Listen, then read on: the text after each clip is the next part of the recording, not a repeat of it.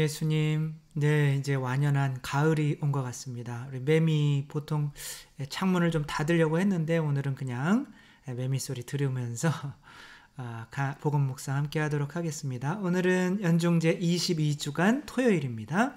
성부와 성자와 성령의 이름으로 아멘. 오늘 복음 내용은 우리가 보듯이 바리사이들이 예수님께 무언가 따지는 거죠. 뭘 따지느냐면 제자들이 안식일에 미리삭을 뜯어 먹으니까 그것에 대해 따지는 거죠.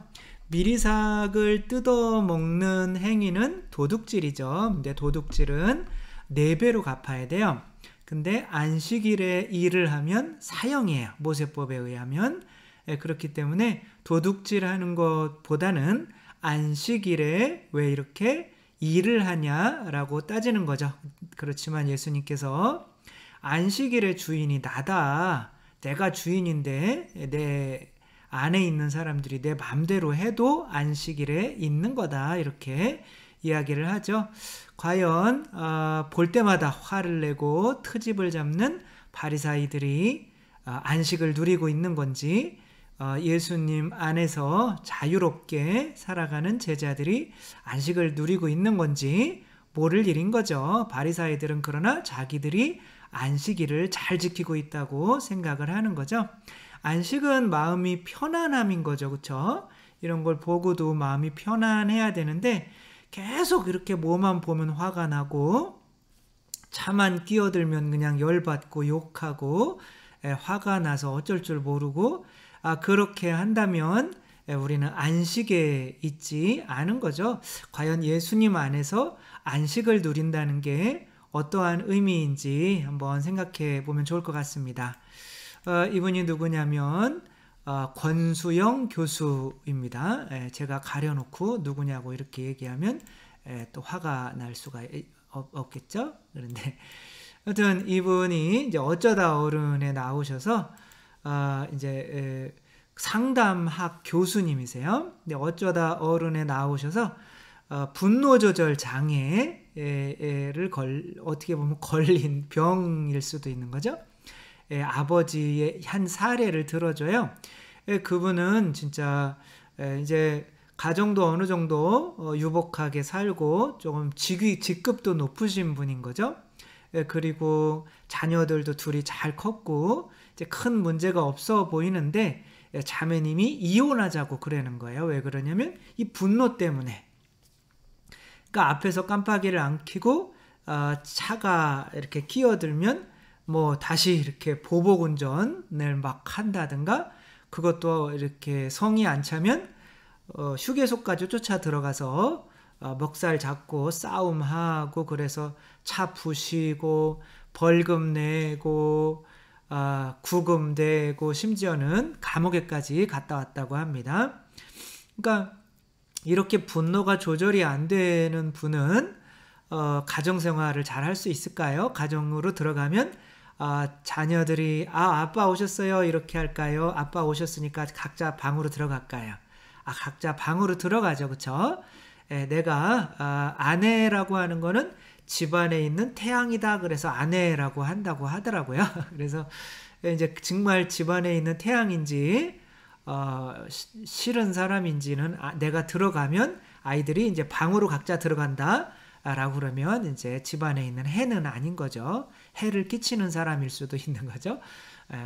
근데 이제 이 양반이 이제 그렇게 자녀들이 내가 들어왔는데도 각자 방으로 들어가니까 화가 나서 이제 아들 놈을 막 때리고 막 그러는 거죠. 그러는 와중에 이제 아내가 그럼 이혼합시다. 도저히 당신 같은 성격이랑은 못 살겠어요. 그런데 이혼하기 전에 마지막으로 상담 한번 받아봅시다. 그러면서 이제 이 교수님을, 권 교수님을 찾아온 거죠. 근데 권 교수님이 가만히 듣다 보니까 이분이 이제 어렸을 때 2가지 큰 상처가 있더래요. 그러니까 엄마가 이 맞지였는데 또 뭐 그때 당시로는 바쁘니까 뭐 남편도 일 나가고 뭘 해야 되니까 그 사람을 이제 아이를 끈으로 매어서 집에 매어놓고 밖으로 다녔던 거죠. 거기서 부모로부터 버려졌다는 이 상실감, 그리고 그 두려움, 혼자 남은 두려움, 그리고 나를 버린 어머니에 대한 이 증오, 뭐 이런 게 굉장히 크게 남았겠죠. 그리고 또 엄마가 뭔가 잘못했을 때 삼촌한테 얘 좀 혼내줘라고 그랬는데 삼촌이 그냥 혼낸 게 아니라 얘 머리를 잡고 흙탕물에다 머리를 박고 숨을 못 쉴 때까지, 그래서 거의 죽을 지경까지 갔었대요. 그렇게 흙탕물에다가 머리를 이렇게 박으며 체벌을 했던 거죠. 그러니까 너무 그 두려움과 그 증오와 이런 것들이 남아 있었던 거죠. 그러니까 그것들을 이렇게, 그런 증오심이 남아 있으니까 이제 조금만 뭐 해도, 그러니까 이미 화가 나 있는 거죠. 그렇죠? 화내는 사람들은, 분노하는 사람들은 그때 어떤 일이 있어서 분노하는 것이 아니라 분노가 날 준비가 돼 있는 사람인 거죠. 이미 분노가, 게이지가 99까지 올라와 있는 거죠. 누가 건들기만 해봐라, 나는 화낸다 라고 하는 거죠. 그래서 권 교수가 이제 어떠한 처방을 내렸냐면, 자녀들한테 가서 사과해라, 이런 처방을 내렸어요. 그런데 이제 이 사람이 이제 이혼하기는 싫으니까 자녀한테 가서 아빠가 미안한데 아빠가 한 것들도 너희들이 이해를 해야지. 아빠가 너희들 위해서 얼마나 돈을 많이 벌어오고 사과를 해랬더니 또 야단을 치고 있는 꼴이 된 거죠. 그러니까 몇 번을 사과를 계속 하려고 하는데 안 나오는 거야. 이제 자기의 그 상처들을 드러내기를 두려워하고 자존심이 이제 깎이는 거죠. 그렇지만 이제 이혼하는 것보단 그게 낫겠다 싶어서 아빠도 어릴 때는 이렇게 참 무서운 경험이 있었단다라고 이렇게 얘기를 하다 보니까 아빠가 눈에서 눈물이 이렇게 나오는 거예요. 그랬더니 아들도 아빠보다 더 크게 우는 거예요. 그러면서 아빠를 이제 이해하게 되는 거죠. 근데 이제 아빠도 그 옛날 이야기를 이 상담가에게 하는 것과 자식에게 하는 것과는 좀 다르죠. 내가 이런 것에서 벗어나질 못해서 우리 아이를 이렇게 힘들게 했구나, 그런 자괴감도 들 것이요. 그때는 엄마도 바빠서 어쩔 수 없었을 텐데, 삼촌도 또 무슨 상처가 있었기 때문에 나한테 그랬을 것인데, 뭐 그런 마음도 들면서 이게 이제 객관화가 된다고 하는 거거든요. 내 안에 있는 게 난지 알았는데 이거를 제3자의 눈으로 보게 되는 거죠. 남에게 이렇게 털어놓을 수 있으면. 그래서 여러분들이 혹시 그런 상처들이 있으면 털어놔야 돼요. 신문에 내고 주보에 내버려야 돼요.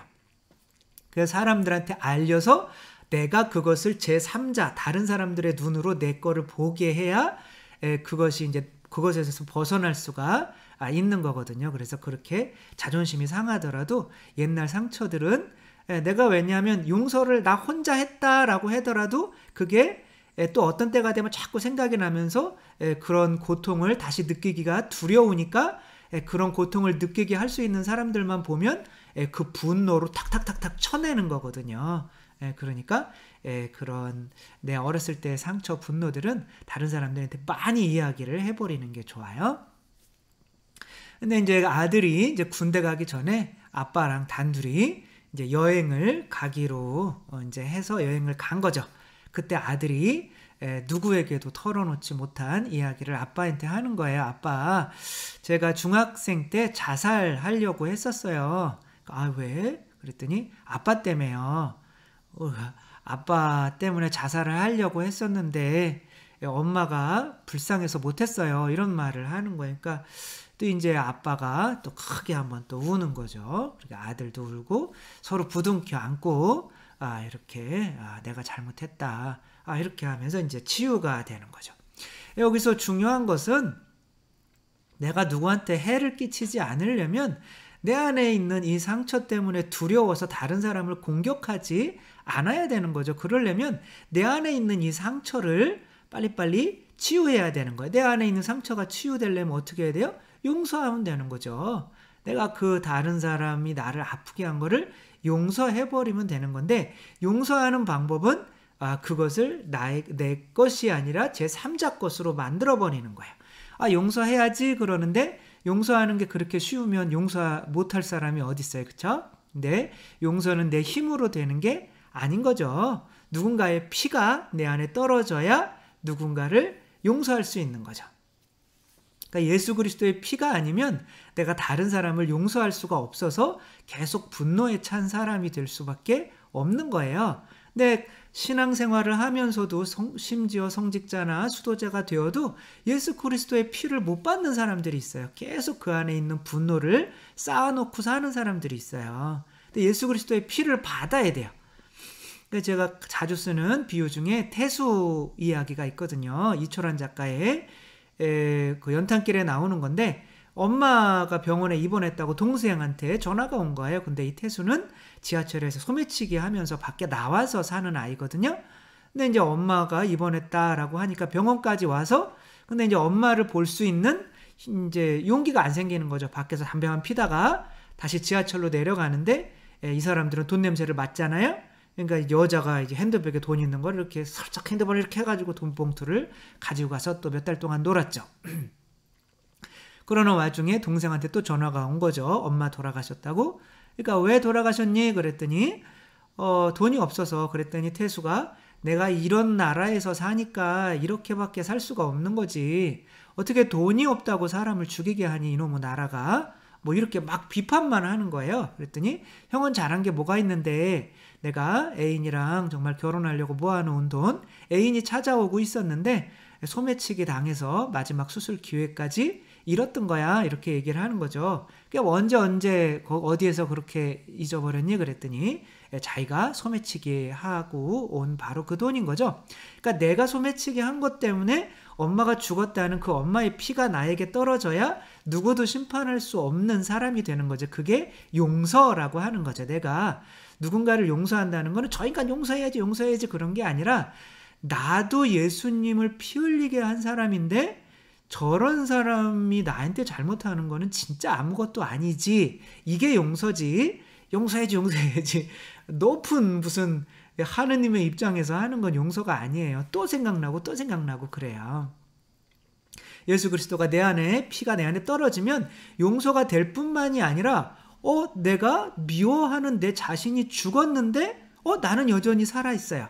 이게 뭐가 되는 거냐면 내 자아와 내가 분리가 되는 거예요. 그래서 내가 그렇게 이렇게 생각하면 좋아요. 이 온천이 있어요. 뜨거운 온천. 그러니까 뜨거운 물이 이게 뜨겁게 보여요? 시원하게 보여요? 저는 온천 그림을 찾아서 한 건데, 그러니까 시원한 물에 이렇게 들어가 있을 수도 있고, 우리는 뜨거운 물에 들어가 있을 수도 있어요. 한 1도만 더 높아지면 도저히 여기서 견딜 수가 없어요. 이게 과거의 죄를 그 상처를 용서하지 못하고 내가 그것 때문에 부글부글 끓고 있는 사람인 거예요. 그러니까 너무 두려운 거예요. 1도 높아지는 게 너무 두려운 거예요. 그래서 나에게 1도를 높아지게 할 수 있는 놈은 이렇게 분노로 이렇게 화를 내가지고 그놈들을 쳐야 되는 거죠. 근데 이제 그게 자기를 끓게 만드는 거죠. 그래서 이렇게 미지근한 물에 있는 게 좋을까요? 뜨거운 물에 이렇게 있는 게 좋을까요? 미지근한 물에 있는 게 더 좋다? 틀렸어요. 여기서 나와야 돼요. 이 물에서. 미지근한 물도 열받을 일이 계속 생기다 보면 끓어요. 그런 사람들도 화를 내게 돼 있습니다. 우리가 여기에 빠져 있을 필요가 없는 거예요. 그러니까 이스라엘 백성이 이집트에서 종살이 할 때 하느님의 어린 양의 피로 문설주의 피를 발랐잖아요. 그 문설주가 바로 이 물통인 거예요. 거기에 피를 발라버리는 거예요. 근데 거기 문설주의 피를 바른다고 해서 내가 죽는 게 아닌 거잖아요. 내 자아만 죽는 거잖아요. 내가 거기서 나오는 거예요. 그게 이 문설주가 내가 아니었구나. 개미가 조금씩 갉아먹는 이것 때문에 나는 너무 집 무너질까봐 너무 걱정을 해요. 근데 그 문에 있는 그 작은 나무 토막 하나를 다 썰어 먹어도 집은 안 무너져요. 지붕 받치고 있는 기둥이 너무 많거든요. 근데 거기에만 피를 발라버리는 거예요. 이거 너 아니야? 그러니까 눈에 있는 티는 보지 못하며 눈에 있는 들보는 보지 못하며 그 들보가 제가 해석하기로는 이 문설주인 거예요. 그 피를 바르는 문설주. 그게 우리 자아인 거예요. 이 물통인 거예요. 그러니까 여기 들어가 있을 필요가 없어요. 그래서 그렇게 분리가 되는 거예요. 이것을 이제 깨어있음이라고 하는 거죠. 내가 지금 저 인간 때문에 내 자아가 열받고 있구나. 그래서 그거 어쩌라고. 그러라는 거죠. 근데 내가 막 내가 열받아 저 인간 죽이고 싶어 라고 하면 분노가 그 물통 안에 들어가 있는 거예요. 근데 예수 그리스도의 피를 받으면 거기에만 발라지기 때문에 내가 생각하고 있던 이게 내가 아니구나. 파라오랑 멀어지는 거예요. 파라오가 자아인데 그리스도의 피를 받으면 파라오랑 멀어져요. 그래서 파라오가 승질을 내든 안 내든 나에게 영향이 없어요. 근데 내 안에서 승질이 나는 무언가는 있어요. 자아인 거죠. 근데 이놈이 나에게 영향을 미치지 못하는 거죠. 이걸 바라보고만 있는 거예요. 자아가 팔팔 뛰고 있구만. 근데 그러려면 예수 그리스도의 피가 내 안에 떨어져야 되는 거죠. 예수 그리스도의 피가 그래서 내 안에 떨어질 때 뭐가 분리되는 거냐면 나와 자아가 이렇게 분리돼서 그때서부터 나를 괴롭히던 자아와 분리되기 때문에 내가 어떠한 상태에 있게 되는 거예요? 안식의 상태에 있게 되는 거죠. 그래서 예수님과 함께 있었던 제자들은 오히려 안식일을 지내고 있는 거죠. 안식의 상태인 거예요. 그러나 오히려 본인들은 안식일을 지내고 있었다고 착각한 바리사이들은 안식에 있지 못했던 거죠. 왜? 예수 그리스도의 피를 받아들이지 못했기 때문에. 자기들은 부글부글 끓고 있는 거예요. 누군가를 쳐서 자기들의 분노를 가라앉히려고 하는 거지만 뭐 친다고 해서 가라앉지는 않죠. 어쨌거나 우리들도 우리 안에 있는 분노, 화, 걱정, 근심, 짜증 이런 것이 나는 이게 예수 그리스도의 피가 발라지면 딱 그놈만 발라져요. 그러면 요게 내가 아니구나. 거기서부터 나오게 돼요. 그리고 제3자로 이렇게 바라보게 되고 남에게 화나 분노나 이런 거를 표출하지 않아서 인간관계가 이렇게 끊어지거나 그런 일이 벌어지지 않게 되는 거죠. 네, 우리들도 참된 안식은 예수 그리스도의 피로부터 온다는 거 생각하며 그리스도의 십자가를 자주 바라보며 그분을 내 죄가, 내 자아가 죽였음을 항상 이렇게 느끼고 살 수 있도록 하고 또 내 안에서 끌어오르는 이 감정들, 나쁜 감정들, 뭐 사랑, 기쁨, 평화 이건 성령이 주시는 감정이죠. 그것으로부터 빠져나올 때 성령이 주시는 그 감정은 가져야겠지만 그런 나쁜 감정들이 솟아나올 때는 그냥 이렇게 멀리서 이렇게 지켜보고 이런 감정이 솟아나오는구나. 이 바다에 둥둥 떠있지 말고 그래서 막 휩쓸리지 말고 거기서 벗어나서 이렇게 바라보는 거죠. 바다가 출렁이는구나. 그렇게 내 자아에서 벗어난 그렇게 안식의 삶을 살 수 있는 우리 모두가 되었으면 좋겠습니다. 주님께서 여러분과 함께 전능하신 천주 성부와 성자와 성령께서는 여기 모인 모든 이에게 축복을 내리시어 길이 머물게 하소서. 주님과 함께 가서 복음을 전합시다. 하느님 감사합니다. 성부와 성자와 성령의 이름으로 아멘. 네, 감사합니다. 사랑합니다.